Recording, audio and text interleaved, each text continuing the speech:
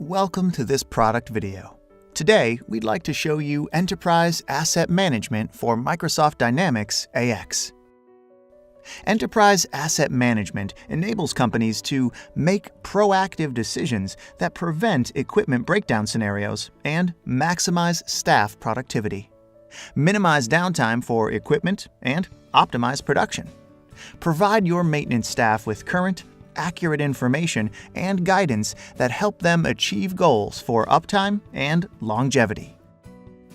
In today's demonstration, we will show you how to manage your assets inside Dynamics AX by using the Enterprise Asset Management solution. Right, so I'm in AX.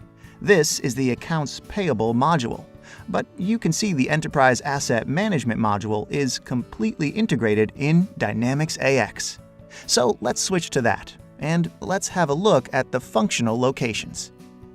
There can be a hierarchy, so if I look at my production line, I can see that there are 3 children within the production line.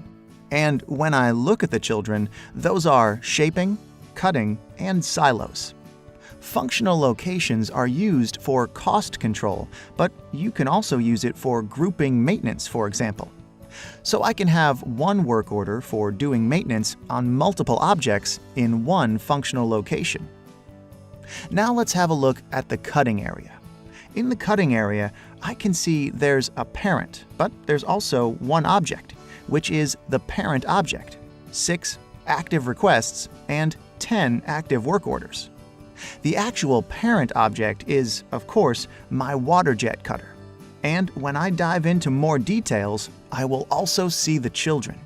From this view, I can also have a look at all the requests that are out there. So I can see that there's a number of requests, not only for the flow cutter itself, but also for objects that are in the hierarchy. I can also have a look at the work orders, for example. So here, I can see the list of work orders that are at this moment active on this functional location. And I can have a look at the faults. So I can also see which faults were there within this functional location in which object. Let's have a look at cost control from my cutting area. So what I can do is I can calculate the cost and divide it into budgets: actual cost, preventative cost, corrective cost, and committed cost. And what I can then do is I can drill down into details. So let's have a look at it on a monthly basis. I want to see it per object. So now I can see my flow cutter and other objects that are in the hierarchy. And I can also do this, for example, per job type. And then it gives me insight, for example, in calibration. I did calibration on the flow cutter. Original budget was $670, but they actually spent much more than was needed. So this gives me a detailed insight on the costs incurred on an object. Now let's have a closer look at the objects themselves. So if I select Objects, I will see a filter on objects within my functional location within the cutting area. And now you can see that I have this water jet cutter, and within that, there's a hierarchy: optical laser drive, heat exchanger, etc. You can also see that here in the tree.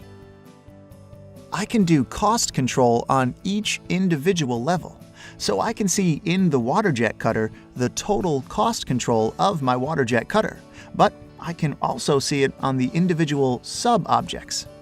Very important, and something our customers really like, is the timeline.